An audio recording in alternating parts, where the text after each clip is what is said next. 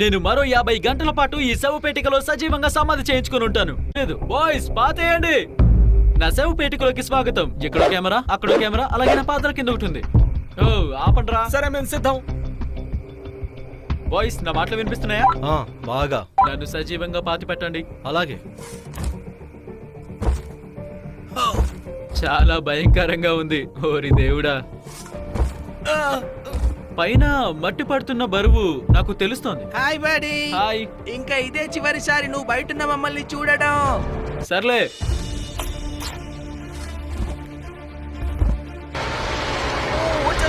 కార్లు అదిగో వచ్చేస్తుందని అరిచినట్టు వినబడింది. ఏదో జరుగుతుందనిపిస్తోంది. కప్పేశామా? లేదు. సరే, టైం పడుతుంది.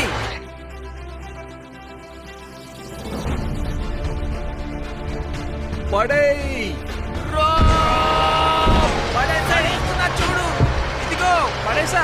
సమాధి రాయిని పెట్టేశారా? పెట్టాం, చాలా చాలా జాగ్రత్తగా పెట్టాం. దాని అర్థం అఫీషియల్ గా మన ఛాలెంజ్ మొదలైందని. నేను మరో 50 గంటల పాటు ఈ సమాధిలో బతకాలి. నాకు పడిపోయేలా ఉంది. నేను భూమి లోపల పాతి పెట్టబడ్డానని నిరూపించగలరా? లేదా నా పైన నిలబడినా పర్లేదులే. గాయ్స్, వెళ్ళి తారిక్ కార్ డిక్కీ తెరిచి చూడండి. నీ కార్ దగ్గరికి ఎందుకు వెళ్ళాలి? అలా ఏం లేదు. ఏ కారణం చేతైనా నేను ముందుగా బయటకు వచ్చేస్తే నాకు టేజర్ షాక్ ఇవ్వండి. నీ శరీరంలో ఎక్కడ టేజర్ ఇవ్వాలి? నాకు తెలీదు. మామూలుగా ఎక్కడ ఇస్తుంటారు? బాస్ దగ్గర. నేను అందరి ముందు మూత్రం పోయడం బాగోదేమో. లోపలికి వచ్చేప్పుడే గంట అయింది. నేను ఛాలెంజెస్ చేసినప్పుడల్లా జనాలంతా ఫేక్, నువ్వు బాత్రూమ్ ఎలా వాడవో చూపించలేదంటారు. మీకు తెలియాలిగా. ఇదిగో ఇలా ఉండండి, ఇప్పుడే వస్తాను. ఇప్పుడు హాయిగా ఉంది. వచ్చేసా Jimmy. Good night Jimmy.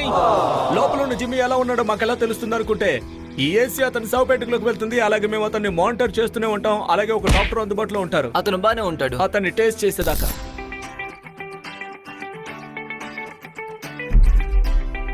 Good morning gamers. చూస్తుంటే నేను మొదటి రోజు రాత్రి బాగానే గడిపాను. ఇక్కడ ఈగుంది. ఏయ్, నువ్వు లోపలికి ఎలా వచ్చావు? నన్ను సజీవంగా పాతి పెట్టాక. ఓయ్ జిమ్మీ.